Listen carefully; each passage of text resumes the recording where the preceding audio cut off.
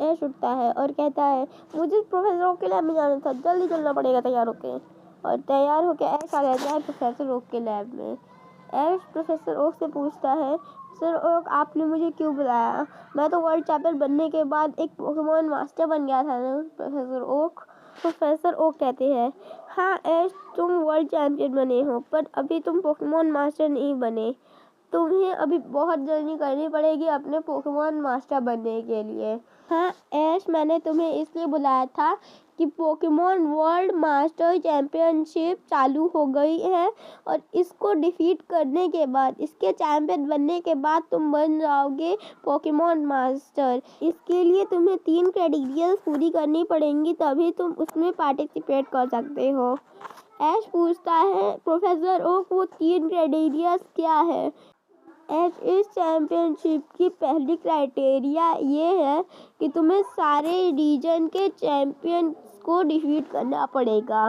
इसके रूल है कि तुम 3v3 करके उन सारे ट्रेनर्स को डिफीट करोगे। ऐश, सेकंड क्राइटेरिया ये है कि तुम्हें सारे रीजन के एक पोकेमॉन पकड़ने पड़ेंगे। इसका रूल है कि तुम फॉसिल पोकेमॉन्स को गिनती नहीं कर सकते। ऐश, थर्ड क्राइटेरिया ये है कि तुम्हें एक लेजेंडरी ट्रियो कैच करना पड़ेगा और 2 मिथिकल पोकेमॉन्स भी। इसका रूल कुछ भी नहीं है। ऐश तभी सोचता है कि उसे अपने बेस्ट फ्रेंड को साथ लेना चाहिए और तभी वो बात करने जाता है वीसी से ब्रॉक के साथ और ब्रॉक को बुलाता है अपने पास और ब्रॉक चलने के लिए हाँ कर देता है। तभी ऐश मिस्टी को भी वीसी से कॉल करता है अपने साथ चलने के लिए और मिस्टी भी चलने के लिए हाँ बोल देती है। ऐश सोचता है कि उसके सबसे पास सिर्फ कालोस रीजन है, तो वो चला जाता है कालोस रीजन डायनाटॉक को डिफीट करने। जैसे ही वो लोग कालोस रीजन पहुंचते हैं, वैसे ही उन्हें सरीना मिलती है। ऐश सरीना से पूछता है, क्या तुम हम लोग के साथ चलोगी? और सरीना हाँ बोल लेती है। जैसे ही सब लोग एयरपोर्ट से बाहर निकलते हैं, वैसे ही उन्हें दिखाई देता है हूपा। हूपा ऐश को देख के बहुत खुश हो जाता है और ऐश भी हूपा को देख के बहुत खुश हो जाता है और तुरंत ब्रॉक बोलता है ऐश से, ऐश, हूपा एक मिथिकल पोकेमॉन है और तुम्हें हूपा को पकड़ लेना चाहिए क्योंकि तुम्हारा हूपा के साथ बहुत अच्छा बॉन्ड है। ऐश हूपा से पूछता है, हूपा, क्या मैं तुम्हें कैच कर सकता हूँ? और हूपा भी ऐश को मना नहीं करता और ऐश अपनी पोकेबॉल फेंक के हूपा के ऊपर हूपा को कैच कर लेता है। ऐश और ऐश के सारे दोस्त तुरंत ही ज़ायगाडे के पास चलते हैं क्योंकि ऐश को ग्रेनिंजा वापस चाहिए था ज़ायगाडे से उसकी वर्ल्ड मास्टर टूर्नामेंट के लिए और ऐश ज़ायगाडे से ये सब बताता है और ज़ायगाडे मान जाता है ग्रेनिंजा को ऐश को थोड़ी दिनों के लिए देने के लिए।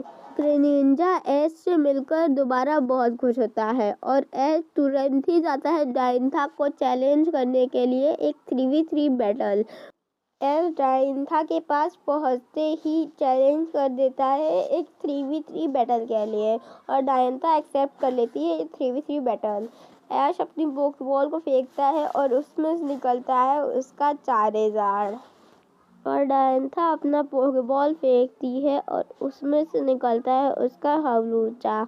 हाउलूचा आते ही चार्जार्ड के ऊपर फ्लाइंग प्रेस का यूज़ कर देता है, पर चार्जार्ड विंग का यूज़ करते हाउलूचा को डैमेज दे देता है, पर हाउलूचा दोबारा फ्लाइंग प्रेस का यूज़ करता है, चार्जार्ड को डैमेज देता रहता है। इस बार चार्जार्ड नहीं बच पाता, पर हाउलूचा दोबारा ही क्रॉस चॉम्प का यूज़ करता है चार्जार्ड के ऊपर, पर चार्जार्ड फ्लेम थ्रोअर से हाउलूचा को डैमेज देता है और हाउलूचा डैमेज नहीं दे पाता और हाउलूचा दोबारा से एक बार क्रॉस चॉम्प का यूज़ करता है और इस बार चार्जार्ड को ये क्रॉस चॉम्प लग जाती है और चार्जार्ड को बहुत डैमेज पड़ता है। हालूचा एक बार दोबारा फ्लाइंग ब्रेस का यूज़ करता है चार्जार्ड के ऊपर, पर इस बार फ्लेयर ब्रेस का यूज़ करके चार्जार्ड बच जाता है और हालूचा को डैमेज दे देता है। तभी हालूचा कराटे चॉप का यूज़ करता है चार्जार्ड के ऊपर और चार्जार्ड को बहुत ज़्यादा डैमेज पड़ता है कराटे चॉप का। चार्जार्ड को हालूचा के ऊपर अटैक करने से पहले ही हालूचा मेगा पंच का यूज़ कर देता है चार्जार्ड के ऊपर और चार्जार्ड को डैमेज पड़ता है और तुरंत ही हालूचा दोबारा से एक मेगा जंप किक का यूज़ करता है चार्जार्ड के ऊपर, पर चार्जार्ड तुरंत ही हालूचा को पकड़ लेता है। चार्जार्ड हालूचा के ऊपर सेस्मिक टॉस का यूज़ कर देता है, पर चार्जार्ड के ऊपर हालूचा बहुत सारे कराटे चॉप का यूज़ करता है, इसलिए दोनों पोकेमॉन हार जाते हैं।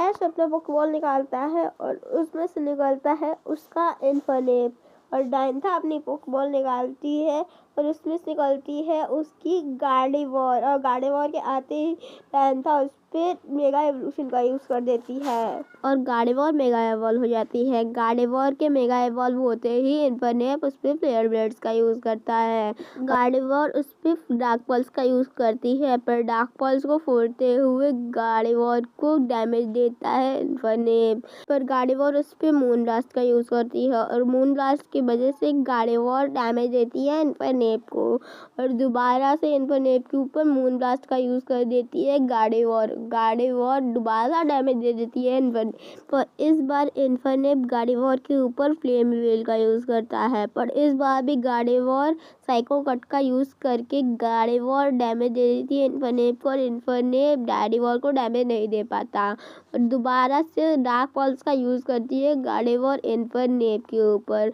और इन्फर्नेप बहुत ज़्यादा वीक हो जाता है। तभी मून ब्लास्ट का यूज़ कर देती है गार्डेवॉर इन्फर्नेप के ऊपर और गार्डेवॉर की वजह से इन्फर्नेप नीचे गिर जाता है। तुरंत ही साइको कट का यूज़ करके गार्डेवॉर हरा देती है इन्फर्नेप को।